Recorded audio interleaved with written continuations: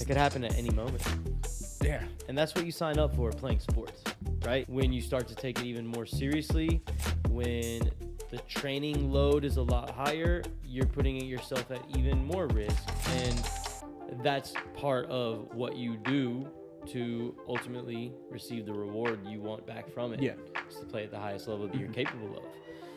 So it's like, people need to understand that first and foremost. Oh, for sure, Like, for sure. You are putting your body on the line. Yeah. And if you approach the game, you know, like in a way where it's almost like you don't want to get injured, where, you know, like you're saying, like almost taking it easy. If you approach the game that way, you're almost more susceptible to injury. Oh, yeah, yeah. I mean, it's like when we tell kids when we're coaching during the games and stuff, it's like when they're scared to go into a challenge or something like that, it's like that's the moments where you're probably going to get hurt. Right, because your body is not tense and prepared for the moment. Exactly. It's kind of a little bit loose, and also like mentally too. Like, you know, you're thinking about a certain thing, a certain outcome. Where your attention goes, energy flows. If you're thinking about it, all you're doing is bringing those possibilities more to the forefront.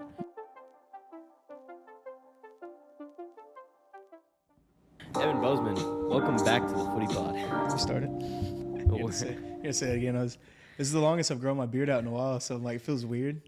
I know. I thought you were Hispanic when you rolled up on me earlier. I'm trying to get it like yours. I just got to deal with this because it's going up in my nose right now. Got to keep it trimmed, you know, around the edges. Yeah. That's the hard part. A little patchy on the sides, it looks like, but I know.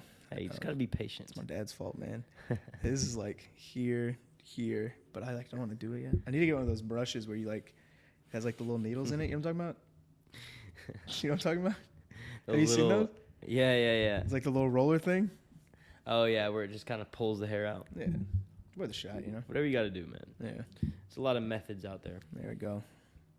Well, I'm glad to have you back. Oh, it's nice to be back. Been trying to get this podcast going on my own, and, you know, while I pretty much do all the work anyways, it is nice to have your presence on this show to bounce ideas off of and keep some entertainment going on this. Yeah, you know, it's nice. On the show. It's definitely nice to be back.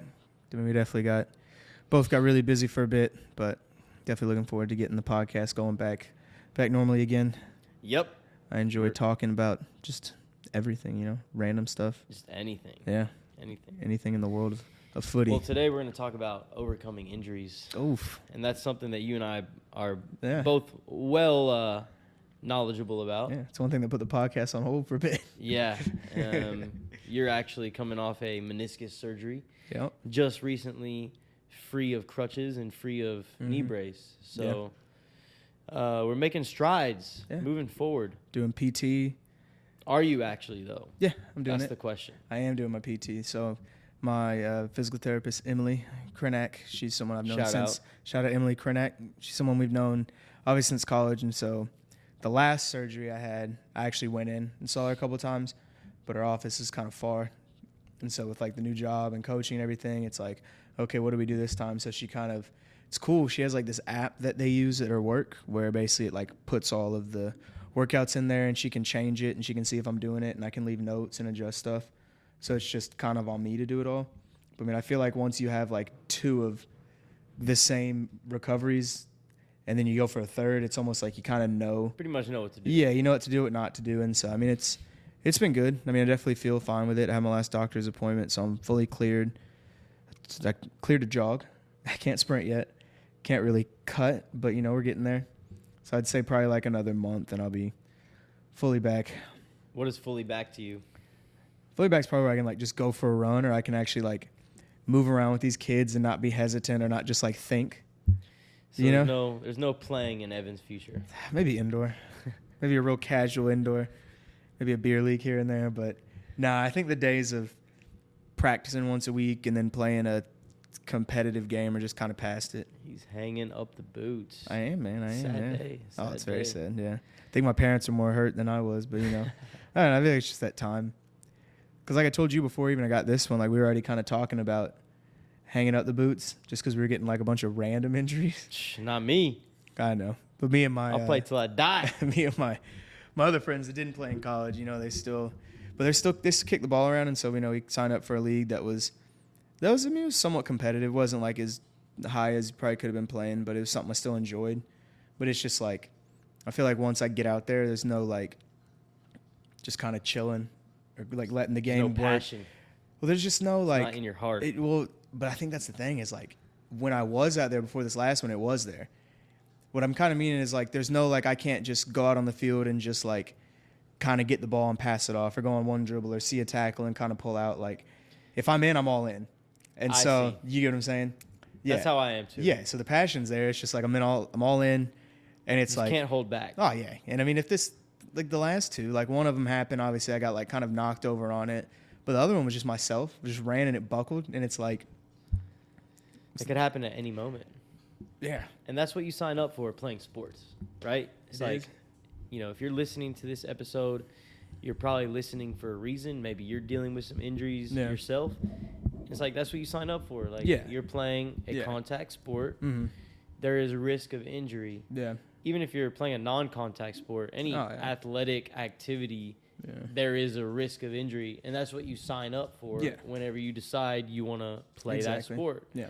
When you start to take it even more seriously, when the training load is a lot higher, you're putting yourself at even more risk, and that's part of what you do to ultimately receive the reward you want back from it. Yeah. Is to play at the highest level that you're capable of. So it's like people need to understand that first and foremost. Oh, for sure, like for sure. You are putting your body on the line, and if you approach the game, you know, like in a way where it's almost like you don't want to get injured, where, you know, like you're saying, like almost taking it easy. Yeah, and that's as an adult, that's different, right? Yeah, but if you're a youth player listening to this coming up, or you know, college, wherever you're at, it's like if you approach the game that way, you're almost more susceptible to injury. Oh yeah, yeah. I mean, it's like when we tell kids when we're coaching or in the games and stuff, it's like when they're scared to go into a challenge or something like that, it's like that's the moments where you're probably going to get hurt. Right, because your body is not tense and prepared for the moment. Exactly. It's kind of a little bit loose, and also like mentally too. Like, you know, you're thinking about a certain thing, a certain outcome, and it's like where your attention goes, energy flows, right? Yeah. And like if you're thinking about it, all you're doing is bringing those possibilities more to the forefront. Yeah. So it's a physical excuse me, I don't know what that was. A little tickle in my throat there. Definitely cutting that out. Oh my god. Oh, bro. Let me get some more water before I continue. It's like you tried. Geez. It's like you tried trying to hold out. You tried to go through it and you couldn't get through it, man. Oh, at least you can delete it, you know. Oh man, that's good. Yeah. Okay. We good now. Yeah. Okay, what was I saying?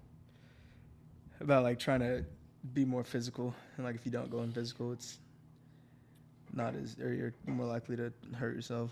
Right. So I mean, it's a physical battle, but it's also a mental battle more than anything. And I want to talk about both those things, but you know, dealing with the injury in the moment is one side of it, but then actually sustaining that into the different phases of your recovery, like that's a whole nother thing. And that can be the most difficult part of it.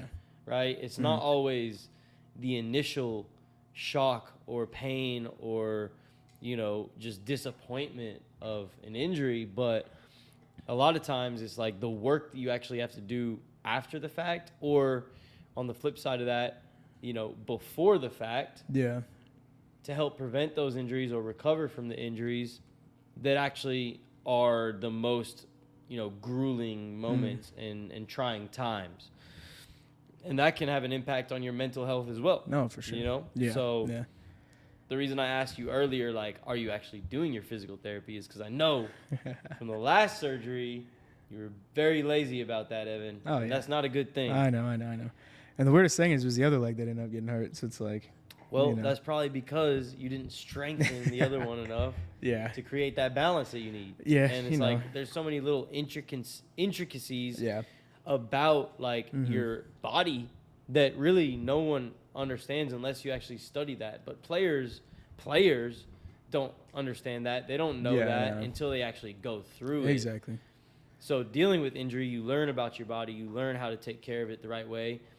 And what you discover as an athlete is that there are so many things that you have to do to take care of yourself.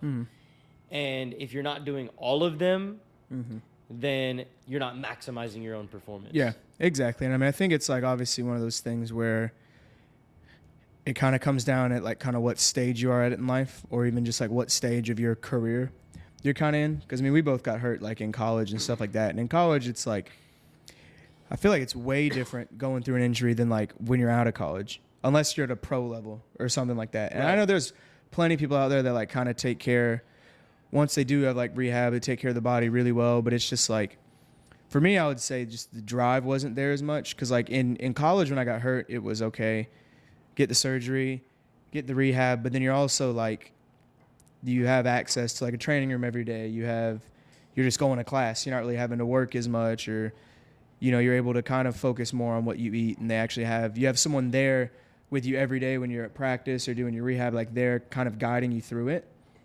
And so that kind of makes it a lot easier because you have someone else to go through with it. Of course. Someone really kind of keeping their eyes on you. But yeah, and then even then, like in college especially, I mean, there's always, you're not the only one that's ever hurt. Yeah. So it's like you kind of have other people to lean on as well.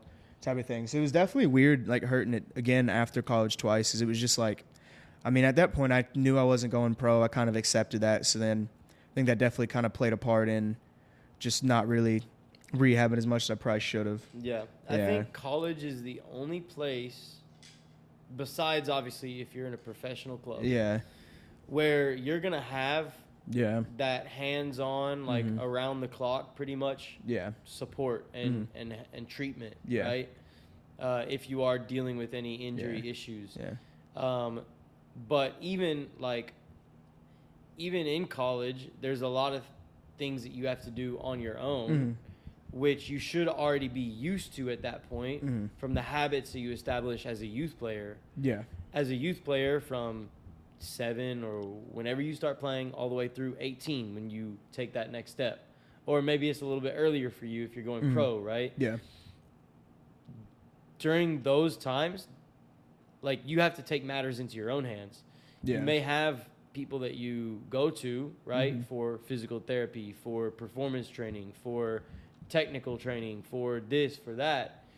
But if we're, directing this message on this episode towards like youth players, then the things that they have to do is what they would be getting from those specialists on their own doing time. It on your own, exactly. Because it's just not feasible, especially in a Dallas, big city like Dallas, to really have that support like handy and close by. Like you're gonna have to travel, you're gonna, and you go to school and like you have other responsibilities. Your parents probably have other kids, and it's difficult, right? So if it's something that you're truly trying to like be, which is a soccer player, that's what you want your job to be, you have to start to treat it like your job already early on. Yeah. And I mean, even like, I know some people experience like that, even like at an early age. Like I know both of me and you, whenever we went to rehab after college, however many times, we would see high school kids in there and like middle school kids in there and stuff too. And I mean, they're experiencing it a lot earlier, so they'll know exactly kind of what we're talking about. But I mean, it is just what you're talking about. It's like the same routine of going to practice, and even what we talked about with Josh, like making sure you're putting the right things in your body, you're focused, you're getting the right sleep, the rest, kind of all that stuff. It's like as long as you kind of have a good foundation of that, then that's just going to make it easier when you do end up getting hurt. Because ultimately, if you get hurt and you truly love the game, all you're thinking about is, hey, can I get back there? Yeah. And maybe you get back quicker than other people, but some people don't get back as quick. But regardless, as long as you're just kind of focused and doing your thing and taking care of your body, that's ultimately going to get you back to what you love the most. Exactly. And, it's just going back to what I just said. It's like, if this is what you love, if this is what you want to do as a profession, then you have to be a professional. Yeah. You have to already act like a professional before you become that. Yeah. Because again, where your attention goes, energy flows, right? And it's like, if you practice those habits, if you put your mind on like being what you actually want to become, your body's going to follow that, right? And it's going to, you know, understand the patterns that are required to get to that level. But there are patterns, there are like, you know, routines that you have to implement as a footballer if you want to maximize your performance as an individual. And you mentioned a few of them, like, you know, the diet, the recovery work. Like, we've had a strength and conditioning podcast, you know, recently with Coach Abraham. You know, there's a lot that goes into it. The mental side of it too. You know, you really have to like do everything. And if you're not doing everything, if you're missing any bit, that's going to catch up to you in some way or another. Yeah, exactly. And even like speaking of catching up on that, it's like, I mean, obviously maybe a lot of these people don't know Conrad, but that's someone that you and I were obviously close with in college and stuff. And he was always the type of player where I remember before he got injured, I mean, you can make a testament to this because I didn't play with him. I played with him like 1 year, I think, then he really got hurt. But the one thing that everyone knows about Conrad is his diet was poor.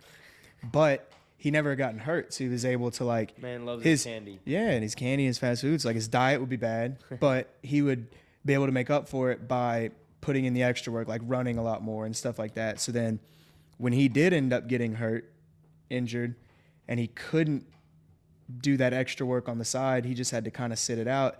He was doing his rehab as he should have. He was doing this, but there's that good amount of time with any injury where you can't do anything.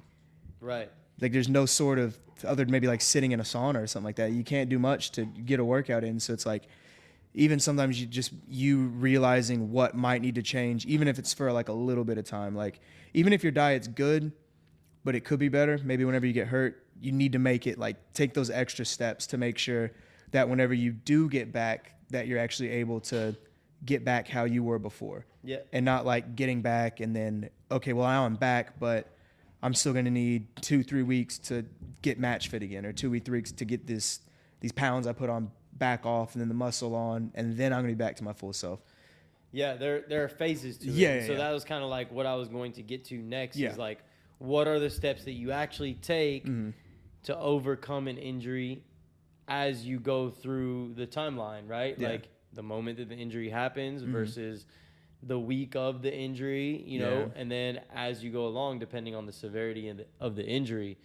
But it's like, I think with every injury, like we said earlier, there's the initial shock and maybe the pain, the disappointment of being injured, knowing that you might be out for a considerable amount of time. Just worrying. Worrying about like if it's going to be okay. Like our bodies are strong, you know, amazing things, and so you know they can pretty much recover from anything, but of course everything takes time, so depending on how bad it is, like it dictates how long you're going to be out, of course. But you know that's always tough to deal with, and a lot of times that first week is really just a mental battle more than anything. Like just trying to have a positive mindset and like understanding that it will be okay eventually, and just focusing on the things that you can control during that period. So like, let's just use like, you know, you for example, you just had your meniscus surgery.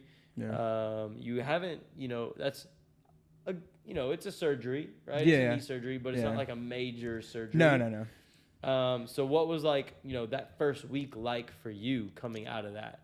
Knowing that, so after the surgery, or the first week of getting hurt? Coming out of the surgery, knowing.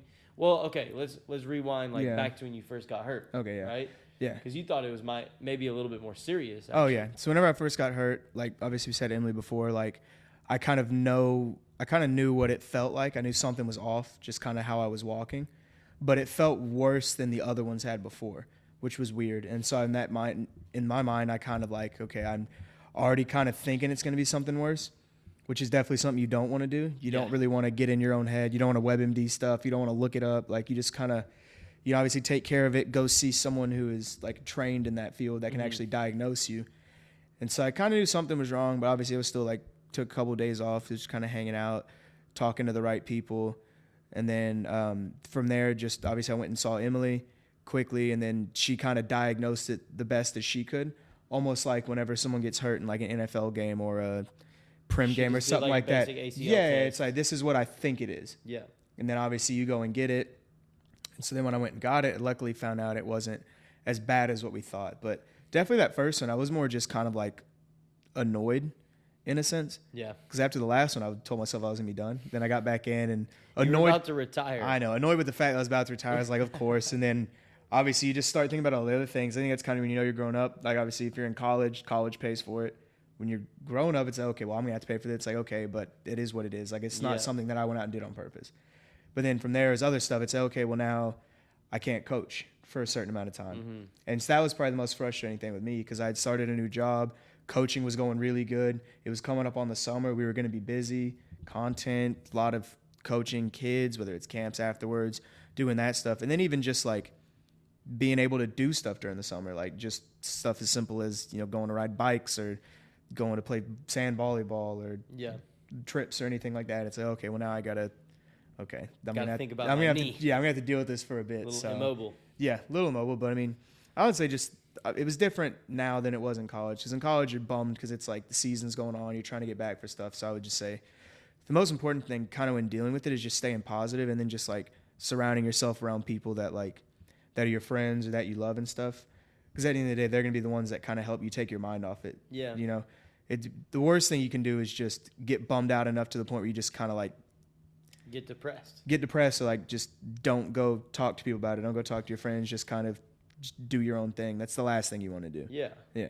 For sure. Mm-hmm. And it's easy. It's easy to fall into that, in moments like that. Because like you're a soccer player, like that's what you identify yourself as. And it's like it consumes so much of you. Yeah. Where it's like if you're not able to do the one thing that you love, that like you're the best at, that brings you the most joy and like fulfillment, then it can completely change your whole perspective about yourself. And I've definitely dealt with that. Like I'm sure many people have, whether they want to like admit it or not.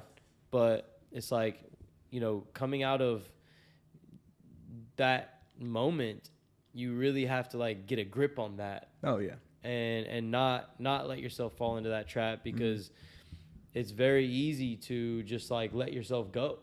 And so what you're doing in that phase, like initially after the injury, is just ultimately like creating a foundation to build yourself back up. Yeah, it's this very start of everything else you're going to go through over that however long period of time. It's getting the mind right. Yeah.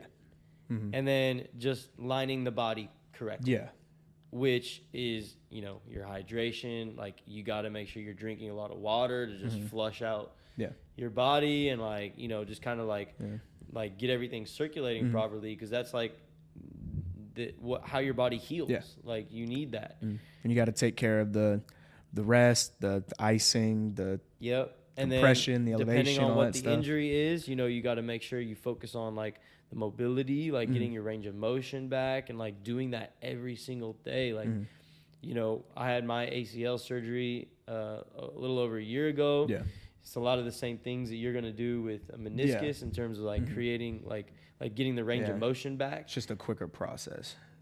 You get it back a little bit quicker, but it's like the amount of time that you have to spend on it, like each day is the same. Yeah. Like you need to do it like 3 times a day or at least like really if you're trying to like get back quick, and not your body can only heal at a certain rate. Like it's not just gonna like you do more work and it gets better faster. Like it still needs the time to heal. But if you're really diligent about it, like doing your exercises, which are very basic and fundamental, but doing them like on the top of every hour, if you're like a full-time, serious, committed player, and depending on the level that you're at, like, I think we're talking about more serious players at this point. Like, if you're like in college or semi-pro, like in that range where it's like you have the time to like really dedicate yourself fully to it. It is a full-time job, and that's what I think that a lot of people don't understand, like a soccer player trying to chase their dream, they have to dedicate their whole life to it. And you might feel like discouraged from that. Like people talking about like you need to go and like if you're trying to bridge that gap from college to professional or high school to professional, like you're in that window where it is still a possibility for you. You got to dedicate yourself fully to it. So it's not really time for a job or time for things like that. You got to, if you are an adult, you got to be creative and figure out ways you can make money and support yourself.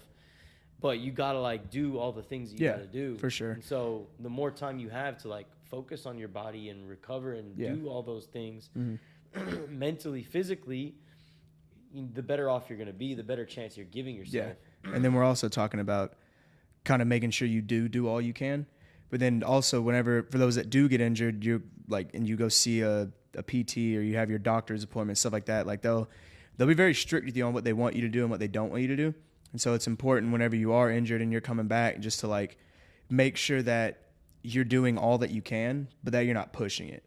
And I think that's what one thing a lot of people tend to do when they get hurt, whether they're like, more so I would say like a younger age or even in college, like it's like people get hurt and then they are so quit. They want to get back so quickly because they want to help the team or they want to play and stuff, where it's like maybe they don't exactly take care of it in the way they need by maybe they're actually pushing themselves too much or something. Like, you get what I'm saying? Kind of thing where like, I know like how whenever I was in college, like I wanted to get back quick, but at first they give you, okay, I want you to do this X amount of times a day. You can do a little more if you want, but if you start feeling this, you need to stop.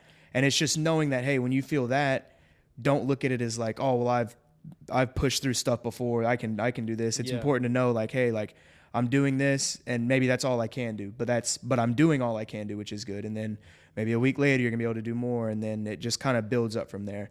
But I know plenty of people that have been they just wanted to get back from an injury so quick that they kind of rush through everything. So like you were talking about making sure you're doing like the little stuff you can every day.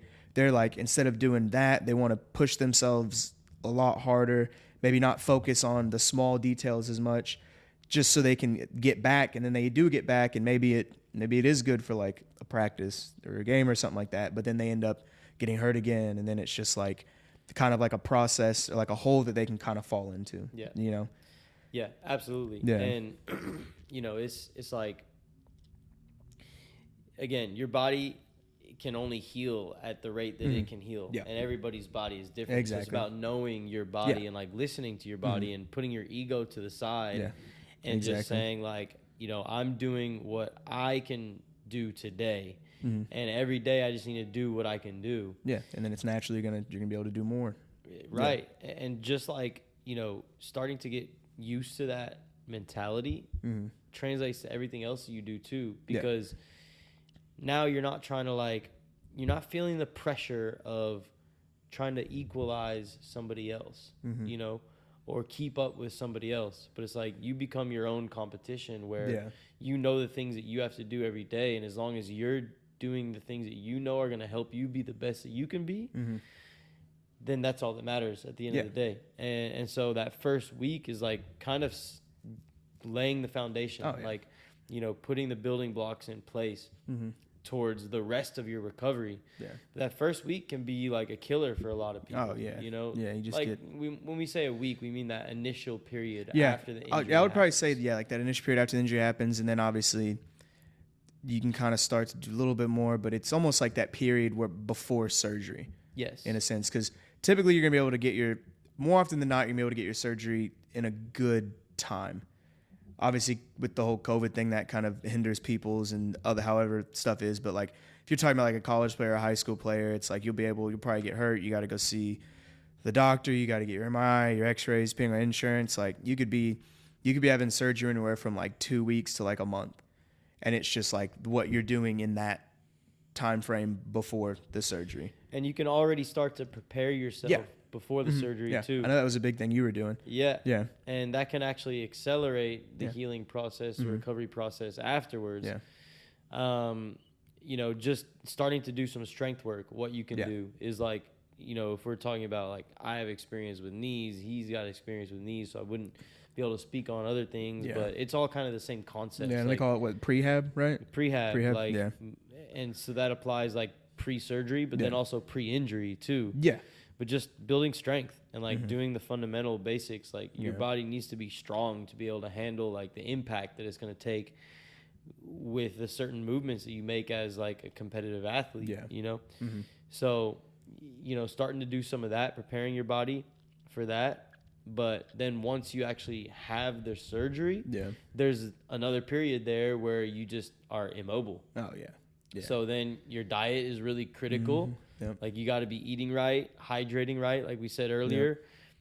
You know, working on your range of motion, like we talked about earlier. Like just building up the foundation, even, you know, doing things that you're able to do physically just to keep your body active and not like just completely like stationary, you know, doing core work, upper body work, if that's what it is, like whatever it may be, just like doing something active that doesn't push you to the point of like pain and aggravation in whatever area that the injury is, because you're not trying to push past that, right? Like your body is telling you something whenever it tells you that it's in pain.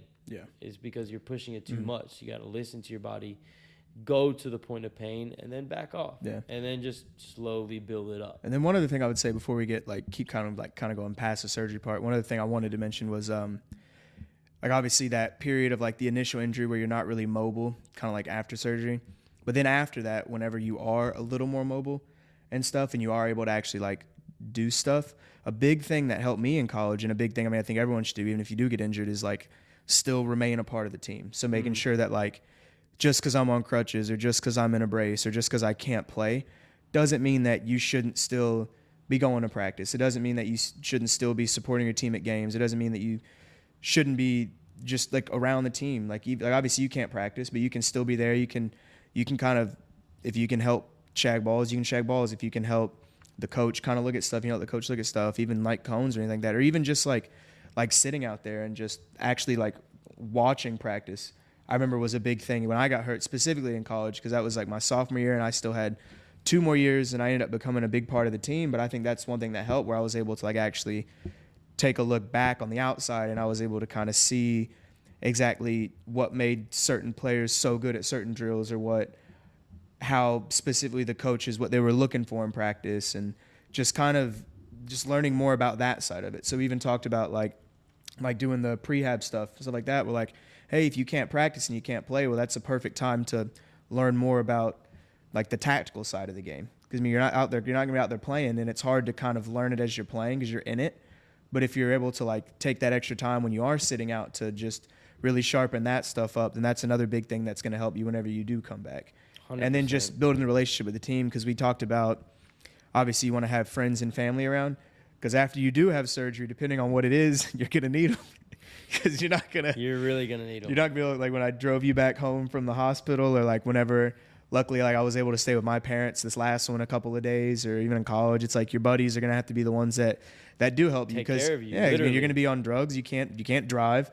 Yeah. You can't go get food. You can't cook. You might need help getting up the stairs. Simple stuff as them changing ice and stuff like that. But hey, if you're just secluded and you're just telling everybody to F off and all this stuff, it's like ain't no one going to help you whenever you need them, you know? You definitely need the community. That's important. But that's definitely a good time to get closer to the team, and obviously closer to the coaches and everything like that when you are getting hurt. Because I know that's one thing that even we were kind of, when I was coaching with you, that's one thing we wanted the boys to still do, was we understand like maybe at that age coming to every practice might be a lot, but hey, you can at least come to the games and support your teams, because I mean at the end of the day you're going to want to see them on the sideline getting excited for you, or maybe that person can give you some advice, you know, and then if the roles are reversed, I'm sure you'd want that person there. For sure. If you're the one injured, it's normal. Like if you're not already required to be at your team training, mm-hmm. you know, as an injured player, maybe you're not playing at a high enough level just yet, but when you get to a higher level, like it's your responsibility. You still have to be there. Exactly. And making sure that when you're there, you're there. You're not just there on your phone. You're not just there zoned out, pissed off at the world because you can't play. No, you can still be there, like helping people, talking to people, taking stuff in. really figuring out how stuff works. Bring that positive energy, because what goes around comes around. Exactly. And, if you're putting that out, it's going to come back to you. And, I think that, like, that's definitely something that's important, because, like, you can learn so much from just sitting on the outside about the game. Mm-hmm. Like, obviously, we talked about earlier about your body, but, like, definitely about the game, too. Mm-hmm.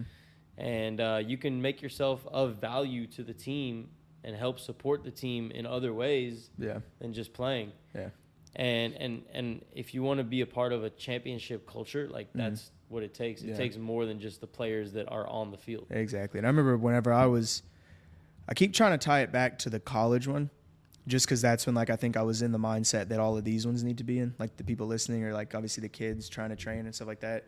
Just another thing, the biggest thing I think I remember was, it was me. I was hurt, and then my roommate at the time, Gabe, was hurt as well. And it was like, just in the games, like, we'd be sitting on the bench and just kind of like stuff that we didn't notice because we were playing, not even just like game, but how like people were like communicating on the bench and stuff like that. Yeah. And like getting on to teammates, or having to like actually tell teammates like to shut up and stuff, because like it's just, some of it's not positive. And it's like, that's another thing you don't really realize when you're in the game, because you might not hear these little conversations that go on the side. And like, if you're just kind of there, if you're just there and you don't really care about the team, you might just kind of let it go by. But if you are a big part of the team and you do care, like, that's another part that you can help fix. And that's what a championship team needs. It needs people that are supportive of each other on the side. So that was probably one of the main things I remember, I think, was just, I was surprised at just some players, like how much they would just talk shit on other players on the team, like, and just stuff like that. And you're just kind of leaning over, and it's like, hey, like, who's that helping? What's that going to help in this situation? Like, it doesn't.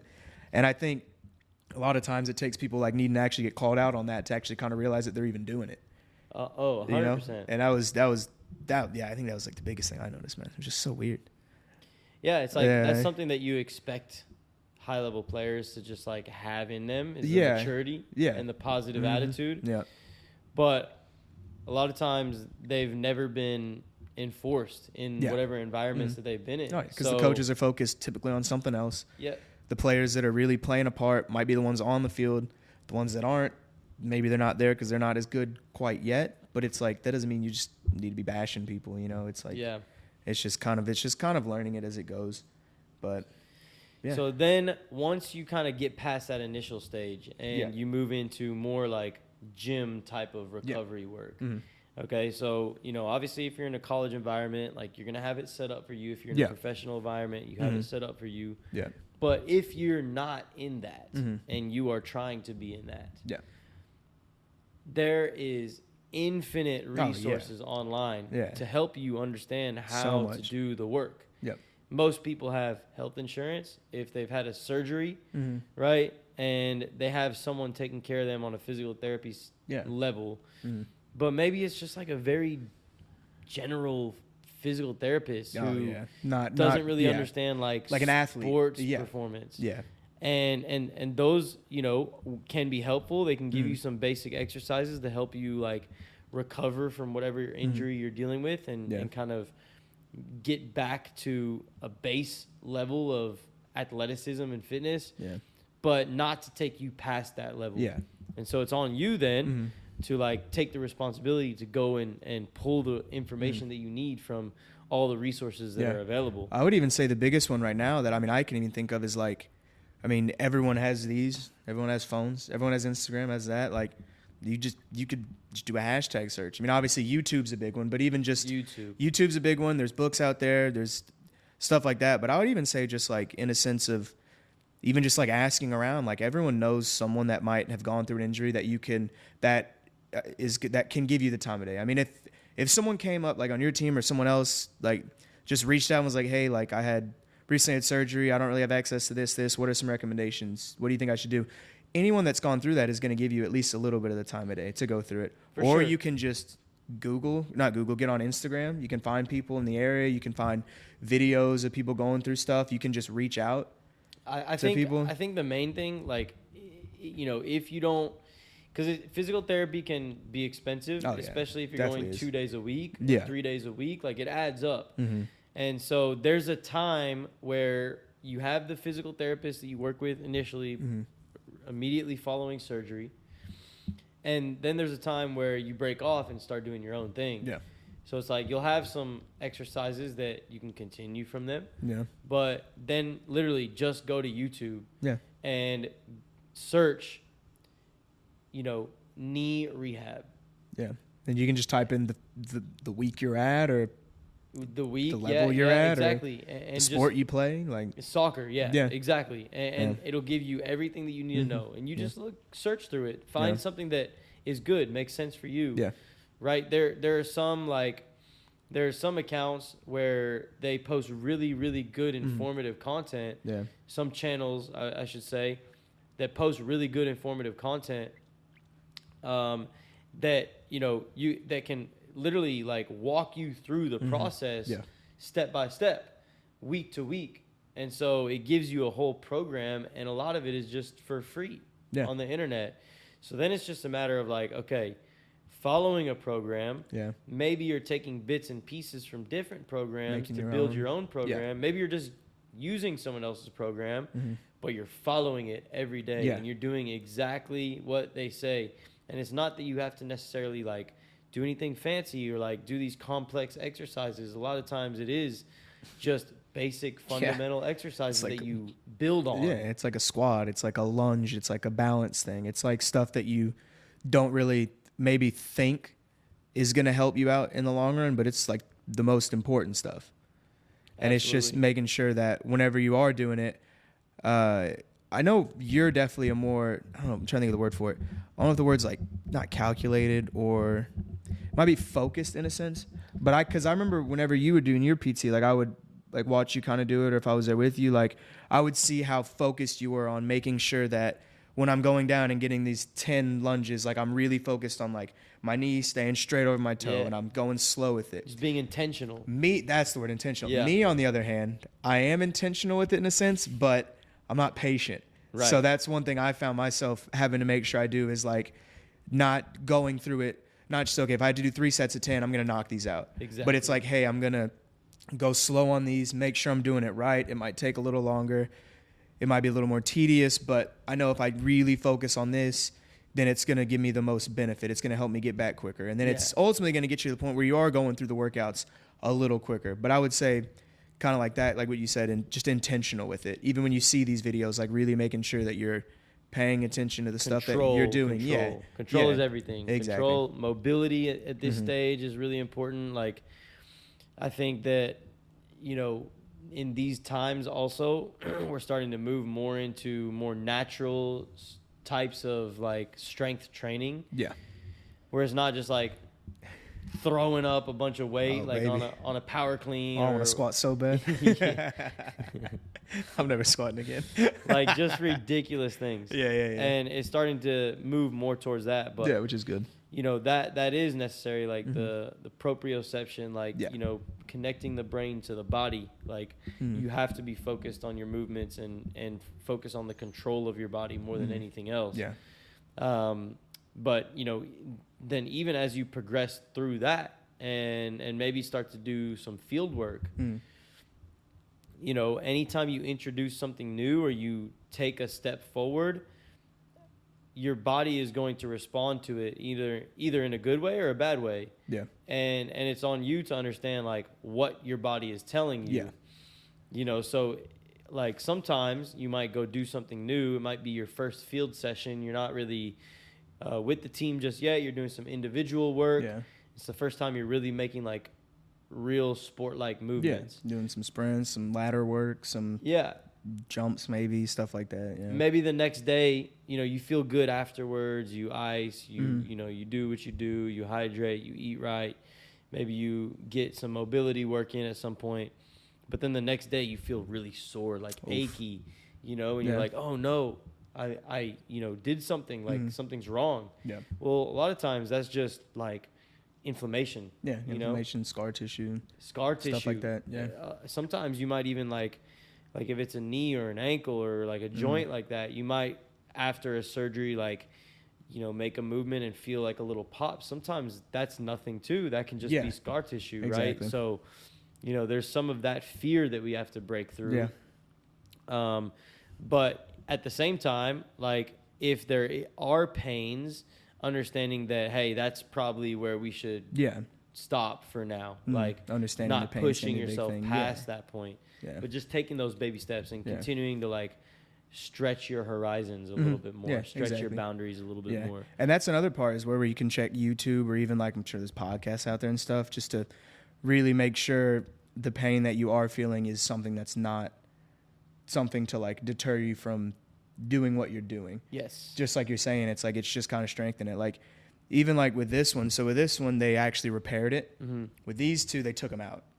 And so I've experienced like a different recovery for this one.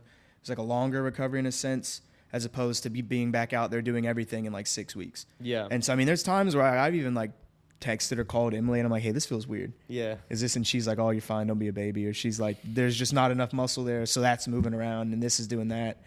And it's just even like me having gone through 2 surgeries and now 3 and doing that. Like I still had that same thought you were just talking about type of thing. But just knowing that, okay, this isn't bad. And then now when I go work out the next time, like I'm still like making sure I'm not doing anything too crazy, but then when I am feeling pain the next day, I'm just like taking care of it, making sure it's the just right being thing. more aware. That's the biggest thing. Yeah. Is just being aware of it and like really just listening to your body type of thing is, and that's another thing where it's like, some people like who don't ever get injured, trying to like talk to them about stuff like this, and like, oh, just go through the pain, like, oh, it's that. It's like, nah, man, you're not supposed to, dude. Like, don't do like that. you can call me all the words you want in the world, but hey, I'm doing what I can now.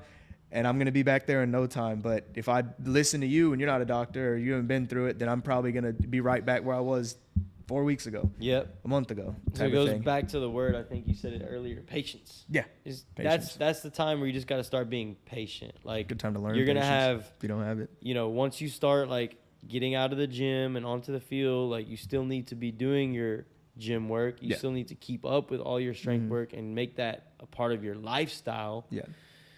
But at the same time, you need to start introducing like what you do for your activity, for your sport. Yeah. And so that's a process in itself.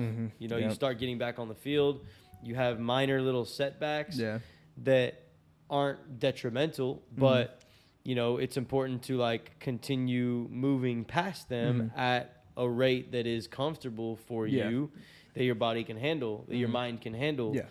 And so it is being patient through those times when you have those setbacks, not thinking it's the end of the world, not, just like getting down on yourself about it and wanting to give up because, it's a process that's going to now continue for the rest of your life. Now that you're aware of like what can happen to your body if you don't do the things that you need to do, now that you're aware of what you actually need to do to like take care of it properly, now it's just like a lifelong journey process, like of just like, building, maintaining, like it's that just cycle over and over and over again. And even like you talking about just kind of whenever you are reintroduced to the field and stuff, for those that haven't been injured, like obviously whenever you do, it's like you have something taken away from you that you've never had before, kind of like you mentioned, like your love for the game. So then it's just really like learning to love every part that you're able to do when you do come back. So it's like once you get hurt, it's like, okay, well, I can't ride a bike or do this until that point, but now I can bike. It's like, okay, well, now I can, don't take that for granted. And then when now you can run again, it's like, don't take that for granted. And then the most frustrating part, I would say, of all of it is whenever you can start doing the ball work with like the PT, maybe with another coach on the field. But it's not that. I think it's whenever you're allowed to go back to practice, but it's the non-contact. And it's like that. I think that's probably one of the biggest parts is just making sure that you aren't taking that part for granted because that's the first taste of you getting back to where you were before. So it's just making sure that when you're out there doing that, even if it's something as simple as just passing a ball or balancing on something and doing your just like touches to another player in the air, it's just really focusing on those things, giving it all you can and not just being like, oh, I wish I was going to be in the rest of the session. Yep. And I think that's ultimately for the ones we're talking to with this is like, it also kind of helps you realize if you do love the game or not. Because man, whenever you get back out there and you get the cleats back on and the practice kit back on and it feels like Christmas, man. It does. It does. It's a great feeling, like taking those first steps, kicking that first ball. But, you're right. It does like make you appreciate it a lot more. Yeah, all the little things that you never thought about, like you being able to just jog with the team, or you being able to get in the stretching lines, or being able to do like the speed and agility at the beginning, or the passing drills and stuff like that. Like you didn't realize how much you loved fitness. Oh, you know yeah, what I man. mean? Like, I'll tell you what, I can't wait to go run again. Yeah. I'm sure after a month it might go away, but who knows, man? I can't wait to just get back out there and that's run what again. it is. It's like that's your job, you know? Mhm. Like whether you love your job or not, there are certain things that you have to do. Yeah. And if you love your job, then doing those little things to make yourself better at it, or to just do the job, are enjoyable because you love what you do. Yeah. But if you don't love it, then obviously those aren't things that you're going to do. Mm-hmm. And no one telling you to do it is going to make you do it, right? No. So sometimes injuries can be the best thing for people if you have the right mindset about it. Yeah. If you get hurt, you know, and you really do love what you do, then it just puts everything into perspective. And going through that experience forces you to become better, because now you have to put focus into all the little details that make you successful. Yeah. Or on the flip side of it, you realize that, hey, you don't really love it, you don't really want to do it, and you just don't waste your time with it anymore. Or maybe it is time to hang it up. You know, I mean, we know, Kenzie works with us. It's like she had to end her career early. I know plenty of people that, even though they didn't want to end their career earlier, they had to. And I mean, that happens to some people, and it's not like that they really want to. It's just, some people like have to, you know, or at a certain point, it's like, well, if this keeps happening, is it something where I really want to keep putting all of my effort into? And similar, like you said, it's like you could still love the game just as much as the person that does come back from the injury, but maybe it's just not. Maybe it's just what, like, you know, God has meant for you, or maybe it's just your career kind of coming towards an end. Yeah. As sad as that sounds, but I mean, you know, like Preston, my best friend, someone I live with, obviously, is someone I want to have on the podcast because I think he'd be a good person to talk to. But he was someone where the guy tore his first ACL, I think, in 8th grade, and then he tore his next one in 10th grade. And at that point, going through it, literally his first one, he couldn't have surgery because he was too young for it. And it's like in those situations when someone like they physically have to stop because it's like they just can't do it anymore. You know? Yeah. And so then if you're someone who does love the game, then, and you can do it more and you do want to do it more, it's like, might as well obviously do it for yourself, do it for your team, but then do it for the people that can't. That's kind of one thing I looked at it as whenever I kind of hurt my first one. I was like, oh, well, like I know plenty of people that have been through this, and I know plenty of people that have had one injury or two injuries and they couldn't play anymore. And it's like, I still have the love for the game. I need to really focus on this to make sure that I do get back. Yeah. Type of thing. Absolutely. Yeah. And again, it's not something that you can ever really fully understand until you go through it. So if you're a player out there that just went through a major injury, or you've been through an injury and it's still kind of lingering, or, you know, fortunately you have not had any so far, but it could happen in the future. So it's something to be aware of and start to get on top of before it actually happens. And it starts with your mindset. So if you can just like approach it with a positive attitude and try to take care of all the little things, you're going to come out better on the other side. And that's the most important thing. Yeah, so for sure. Everyone's journey and path is different. Yeah. But always just stay focused on what you can be doing to make yourself a little bit better than the day before, wherever you're at. And then even just making sure that if you are the one that gets injured, or maybe you aren't the one that gets injured, just making sure that you are checking on those who do, like your teammates. You're still asking them how they're doing. You're still talking to them. You're still including them in stuff. You're still just helping them out. And then whenever they do get back, just showing them like how happy you are that they got back, you know, letting them know that like you're glad they're back. Yeah. That they've like obviously maybe acknowledge the work they did. You know, you get what I'm saying? It goes a long way. Yeah, it goes a long way because, like you said, it could be you in those shoes next time. And you're going to want a support system there. Definitely. At the end of the day, the team is a support system, so you want them behind you fully. 100%. Yeah, man. Well, that's all we got for today, guys. FootyPod 35, overcoming injuries. Hope it was of value to you. If it was, be sure to like, subscribe, and all those things. Until next time, peace.